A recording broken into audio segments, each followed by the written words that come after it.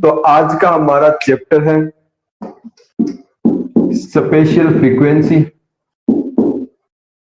And spatial resolution. ये chapter देखिए, कोई भी इमेजिंग सिस्टम होता है, उस इमेजिंग सिस्टम में वो जो इमेजिंग सिस्टम है वो स्मॉल ऑब्जेक्ट, छोटे छोटे ऑब्जेक्ट्स को अलग अलग दिखाने की क्षमता, उसकी विभेद करने की क्षमता, वो क्या कहलाती है? स्पेशियल फ्रीक्वेंसी या स्पेशियल रिजोल्यूशन के द्वारा उसको हम समझ सकते हैं। मतलब जैसे मान लो कोई इमेजिंग सिस्टम है, जैसे ये दो बड़े ऑब्जेक्ट है, इन दो ऑब्जेक्ट को अगर एक्सरे सिस्टम के द्वारा हम इनकी इमेजिंग करें तो इनको आराम से अलग अलग दिखा दिया जाएगा। लेकिन इन ऑब्जेक्ट्स की अगर हम साइज को बहुत ज्यादा छोटा कर दें, उस कंडीशन में क्या होगा? उस कंडीशन अगर इनको छोटा करते जाए तो एक कंडीशन ऐसी आएंगी कि ये एक दूसरे से अलग तो होंगे, लेकिन इमेजिंग सिस्टम इनको अलग अलग दिखाने में सक्षम नहीं हो पाएगा। तो किसी इमेजिंग सिस्टम की किन्हीं ऑब्जेक्ट्स को अलग अलग या दूर कर दिखाने, उनमें विभेद करके दिखाने की क्षमता को हम क्या कहते हैं? स्पेशियल रिजोल्यूशन कहते हैं। क्या कहते हैं? स्पेशियल रिजोल्यूशन कहते हैं। और किसी इमेजिंग सिस्टम की इन ऑब्जेक्ट्स को अलग अलग करके दिखाने की क्षमता का अध्ययन हम किसके द्वारा करते हैं? स्पेशियल फ्रीक्वेंसी और स्पेशियल रिजोल्यूशन इनके द्वारा करते हैं। तो इस विभेदन क्षमता के अध्ययन के लिए हमें स्पेशियल फ्रीक्वेंसी और स्पेशियल रिजोल्यूशन है, इसमें जो इनके अंदर जो संबंध है उसको समझना बहुत ही जरूरी हो जाता है। देखो, स्पेशियल रिजोल्यूशन मुख्यतः किससे संबंधित होता है? स्पेशियल रिजोल्यूशन मुख्यतः पिक्सल से रिलेटेड होता है। मैंने आपको लास्ट क्लास के अंदर पिक्सल कॉन्सेप्ट मैंने आपको बताई थी। मैंने आपको बताया था कोई भी इमेज होती है डीआर सिस्टम की या डिजिटल इमेज होती है, वो किससे बनी होती है? पिक्सल्स के द्वारा बनी होती है। तो स्पेशियल रिजोल्यूशन किससे जो संबंधित होती है? पिक्सल के द्वारा संबंधित होती है। एनाटॉमिक डिटेल होती है, कोई भी एनाटॉमिक डिटेल है वो छोटे या बड़े ऑब्जेक्ट से बनी होती है। मतलब जैसे मान लो बोन है, तो ये कोई बोन का पार्ट हो गया, इसके पास ये सॉफ्ट टिश्यू है, तो ये बड़े ऑब्जेक्ट हो गए। लेकिन अगर हम लंग्स इमेजिंग करते हैं, हम लंग्स की इमेजिंग करते हैं, लंग्स इमेजिंग के अंदर क्या होगा? छोटे छोटे अलग अलग पार्ट होते हैं जो जिनके अंदर डेंसिटी के अंदर डिफरेंस क्या होता है? बहुत ही कम होता है। बहुत ही डिफरेंस क्या होता है? कम होता है। तो कोई भी एनाटॉमिक डिटेल है वो या तो बड़े ऑब्जेक्ट के द्वारा बनी होती है या छोटे ऑब्जेक्ट के द्वारा बनी होती है, छोटे या बड़े ऑब्जेक्ट से बनी होती है। रेडियोग्राफिक इमेज इन डिटेल को व्हाइट तथा ब्लैक जो ब्राइटनेस लेवल में अंतर के आधार पर बताती है। मतलब अगर मान लो किसी चीज की डेंसिटी ज्यादा है और इस जैसे ये बोन होगी, ये सॉफ्ट टिश्यू हो गया, तो एक्सरे फिल्म पर ये कैसे दिखेगा? एक्सरे फिल्म पर अगर आप देखोगे एक्सरे फिल्म के ऊपर, तो ये वाला पार्ट होगा इधर सॉफ्ट टिश्यू वाला, ये तो क्या दिखाई देगा? ब्लैक दिखाई देगा। और बोन वाला पार्ट क्या होगा? रिलेटिवली अपने को व्हाइट दिखाई देगा। क्यों?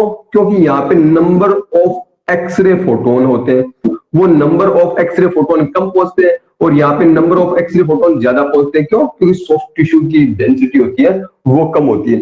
तो एनाटॉमिक डिटेल को रेडियोग्राफ में किस आधार पर देखा जाता है? ब्राइटनेस लेवल में अंतर के आधार पर देखा जाता है। किस आधार पर देखा जाता है?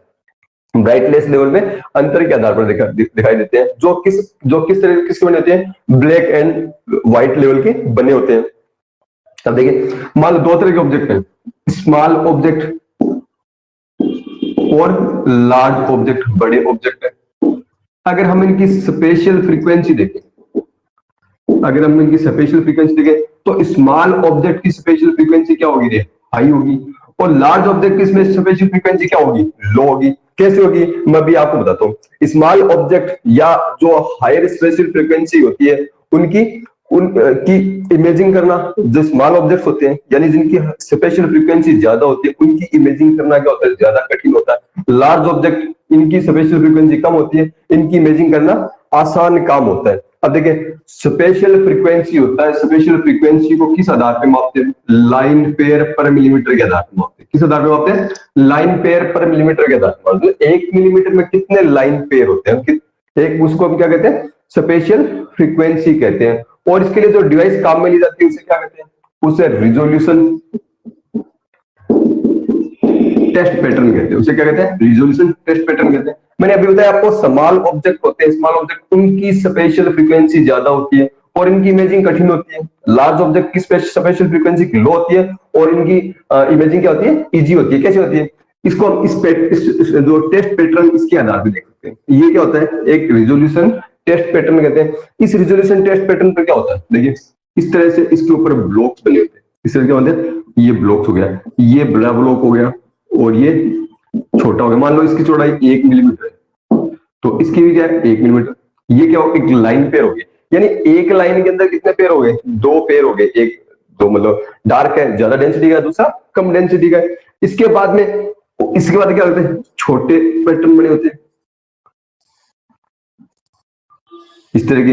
इसके बाद में और भी छोटे पैटर्न बने होते हैं,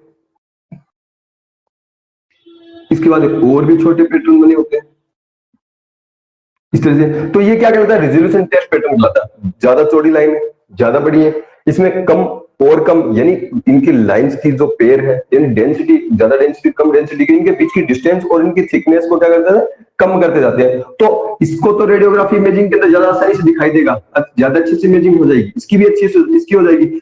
लेकिन जैसे जैसे ये छोटे होते जाएंगे, जैसे ये इनके बीच की डिस्टेंस कम होती जाएगी, वैसे वैसे इनकी इमेजिंग क्या हो जाता, हार्ड होती जाएगी। अब देखिए मैंने आपको बताया लार्ज ऑब्जेक्ट इसकी स्पेशल फ्रीक्वेंसी क्या होती है, कम होती है। कैसे होती है, लार्ज ऑब्जेक्ट देखो 2 मिलीमीटर के अंदर कितना है, एक लाइन पे है, क्या एक लाइन पे, यानी एक लाइन पे है कितने में 2 मिलीमीटर, यानी इसकी फ्रीक्वेंसी कितनी होगी 0.5। यहाँ पे 2 मिलीमीटर के अंदर कितने आ गए, यहाँ पे सॉरी 1 मिलीमीटर के अंदर मान लो 4 लाइन पे है, 1 मिलीमीटर में 4 कितने हैं, 4 लाइन पेयर है, कितने में 1 मिलीमीटर के अंदर। तो इसकी क्या होगी 1/4 होगी।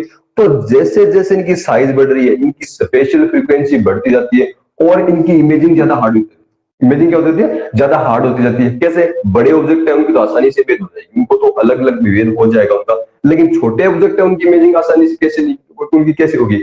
एक चीज और आप यहाँ पे समझ नहीं पा रहे हो, मैं बताता हूँ आपको। मेरा ब्लैक एंड व्हाइट से मतलब क्या है, ब्लैक एंड व्हाइट से मतलब मेरा ये है, इस देखिए मैं अच्छे से बना दो। मान लो ये कोई लेड के ऑब्जेक्ट है और इनकी डिस्टेंस, इनकी जो विड्थ है, मैं इनकी लेंथ की बात नहीं कर रहा, इनकी विड्थ की बात करूं 1 मिलीमीटर है और इनके बीच की डिस्टेंस भी कितनी है 2 मिलीमीटर। ये भी लेड का है, ये भी लेड का है, ये चारों लेड के, और ये जितने चौड़े हैं उतनी डिस्टेंस, इतनी मतलब दूरी पर एक दूसरे से ये रखे हुए, उतनी दूरी के रखे हुए। अब आप इनकी इमेजिंग करोगे तो एक्सरेज इनको अपने आप ही आसानी से बता दे कि ये दोनों एक दूसरे से अलग रखे हुए।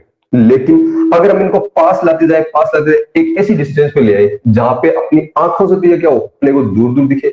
लेकिन आप एक्सरे करो इनका, इमेजिंग रेडियोग्राफ लो इसका, तो रेडियोग्राफ में क्या हो, आपको ये एक ही दिखाई दे, ये रेडियोग्राफ में क्या हो, एक ही दिखाई दे। यानी यहाँ पे इनकी एक्सरे की रेजोल्यूशन पावर है, रेजोल्यूशन जो स्पेशल रेजोल्यूशन है वो एंड हो चुकी है, वो खत्म हो चुकी है। तो इसका मतलब ये इस चीज का मतलब होता है। तो इसकी रेजोल्यूशन को किसके द्वारा मापा जाता है, रिजोल्यूशन टेस्ट पैटर्न के द्वारा इसकी रिजोल्यूशन को मापा जाता है। देखो एक चीज और, किसी भी इमेजिंग सिस्टम की जो ज्यादा लाइन पेयर पर मिलीमीटर को रिजोल्व कर सकता है, मतलब कोई इमेजिंग सिस्टम ऐसा है जो बहुत ज्यादा लाइन पेयर पर मिलीमीटर को रिजोल्व कर सकता है, यानी इसकी स्पेशल रिजोल्यूशन भी क्या होगी, बहुत ज्यादा होगी। स्पेशल रिजोल्यूशन क्या होगी, बहुत ज्यादा होगी। तो ये एक छोटा सा चैप्टर था स्पेशल फ्रीक्वेंसी और स्पेशल रिजोल्यूशन के बारे में, इंपॉर्टेंट है। सबसे इंपॉर्टेंट चीज इसमें ये ध्यान रखने की है कि लाइन पेयर पर मिलीमीटर रेजोल्यूशन का मापन किया जाता है, और स्पेशल रिजोल्यूशन का मतलब क्या होता है, किन्हीं भी ऑब्जेक्ट्स को अलग अलग करके दिखाने की क्षमता स्पेशल रिजोल्यूशन कहलाती है।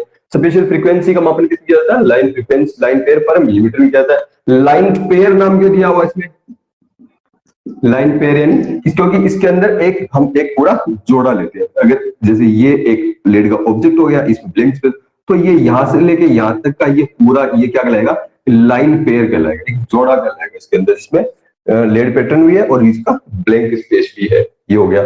चलिए तो एक थोड़ा चैप्टर था, कंप्लीट हो गया।